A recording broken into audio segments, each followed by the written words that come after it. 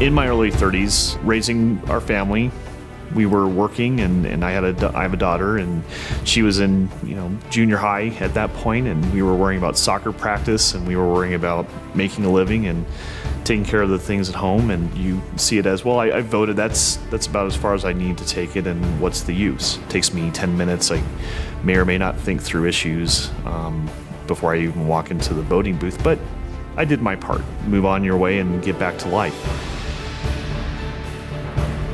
Politics and government seems like just dirty business to people, and they think it's so big and so complicated and so unwieldy that there's no way that they could possibly understand it. When you get into it, it's not that hard to figure out.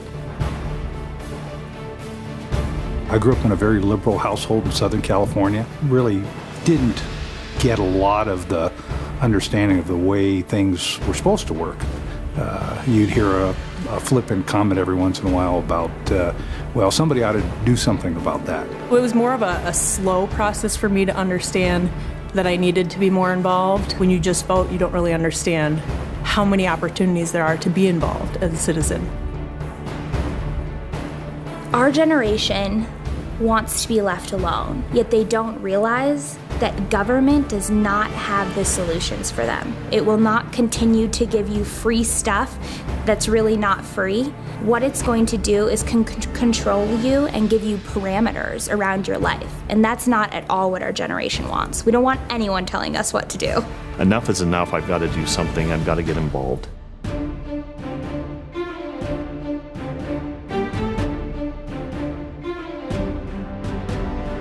I'm fascinated by how few people know the national motto, E pluribus unum. What does that mean? It means from the many, from the people who have come here, whatever color you are, whatever language you speak, whatever race, whatever religion, we are one people. Now, what makes us one people? It is a belief in the idea of America. America's an idea. It's the only country in the world that is an idea. We believe in that idea. For thousands of years, a king or a potentate or a pope would rule over the people. A monarch that you had to go to get permission to start a business or get approval on your marriage, and that wasn't the case here. America was different. It was exceptional because for the first time in human history, people realized the rights of the individual. We have created this idea that individuals are special.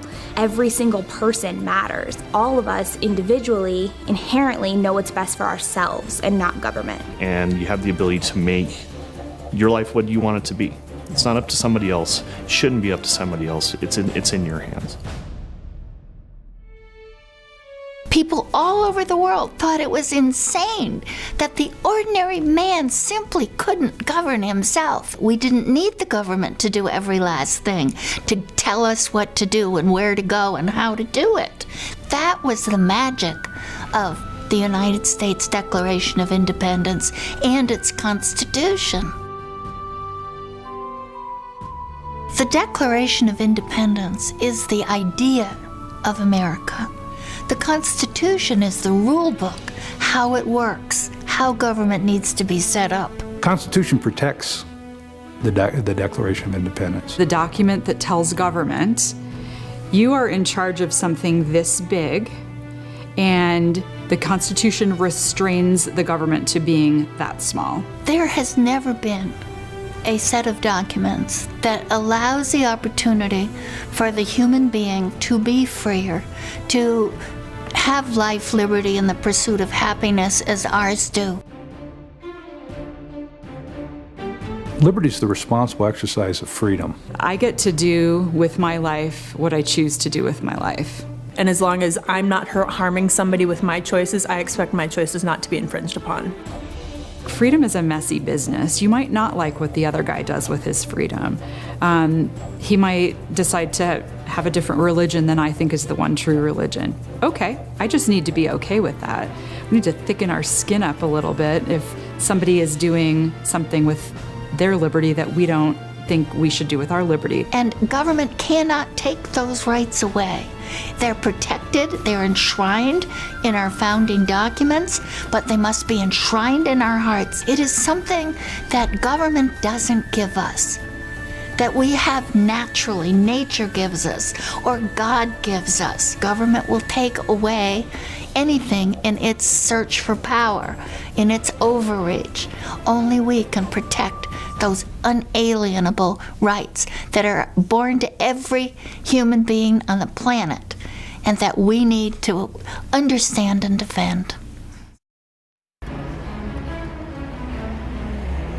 We have slowly devolved into a dependent society where we do want government to take care of us. We do want government to feed us, to clothe us, to house us, to give us money if we can't find a job, to support us if we're ill, to support us if we're old. That's an insidious thing, because as we want government to do those things, we lose our abilities to be responsible for ourselves. And it starts with the little encroachments, and then they're big encroachments. Well, look at what government has taken control now. Every decision you make, every action you take within a given day, there is some level of government involvement in that decision. You look at the cereal box, that nutrition label is government mandated. You might be interested, you might not be. You might be interested in different nutrition information. They now have put regulations on what kind of toilets you have to have in your bathroom. I mean, you can see that in your own household. And it might be little things, or it might be we're raising taxes, so now the money that you earned, you get less of that because the government's taking part of it. I got a notice in the mail, and it said that the government of the town wanted me to make an appointment so their agents could come into my house and see if I had built anything that they could tax. I am protected from having the government come into my home without probable cause that I am a criminal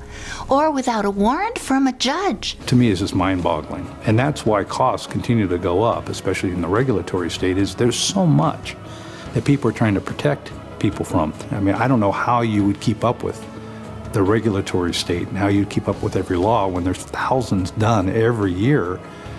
Nobody knows all those. So it's from the little things that government imposes on us with regulations that lead to the loss of this great American experiment in liberty. And that's why it is so important that we understand the call to citizenship and our pride in it, that we consider it the most wonderful thing that we possess is our citizenship, standing up to protect our unique form of government. I think that we owe it to ourselves and the future generations to be very active and engaged citizens and tell government this far and no further. We've abdicated that personal responsibility to bureaucrats, to our elected officials, and we should be holding those folks accountable. So if you're unhappy with what's going on in your local school, you're unhappy with what homework your kid comes home with, that is beholden on you, not someone else, not the school district, you as an individual to get upset enough to go to your school, to talk about it in your community, to be able to bring change. So if anyone wants to see change in what's going on in their government, they're going to have to get rallied up and do something about it. The government was created by the people, and we are the ones who pay them. They don't produce anything. The only money they have is from what private citizens produce. Is government performing what you're paying them to perform? Probably not. You wouldn't hire, let's say, a babysitter for your children, just be like, do whatever you want.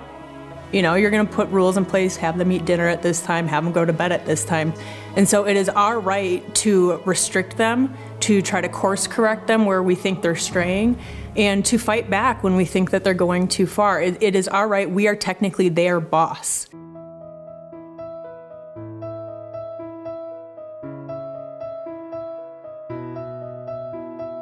No country has ever been conceived in liberty as ours has. And that through inactivity, through inaction, through not caring, we are allowing this amazing experiment to become extinct. And we are on the cusp of being able to save it like an endangered species or letting it go. forever in this world. We must stand up for freedom and say, all those lives that have been lost in the past, all the wars that we have fought, all the effort that has gone into creating these documents, we cannot lose it. We cannot be the generation that lets it go. Not on our watch.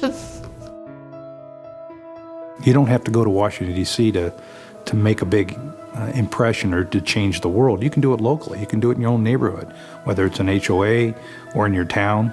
Find a service organization and get involved in the fabric of your community. You absolutely can walk in and do it. I'm a stay-at-home mom. I'm not a constitutional expert, but I do know a lot of it is just showing up, finding that cause that you are concerned about, and just seeing what it is that you can do. I never had the feeling there's nothing I could do. Look through the lens of liberty. Look through it. Look at any change you might like to make and say, does this make us as individuals freer or less free? People are doing it. I am so excited about the number of people today who are suddenly realizing that yes, I can make things happen. I can make a difference. Let's trust ourselves and let's trust our neighbors to fix problems instead of always saying there ought to be a law or the government should fix this. This is up to us. If I don't do something, one thing, every day, once a week, once a month, things aren't going to change.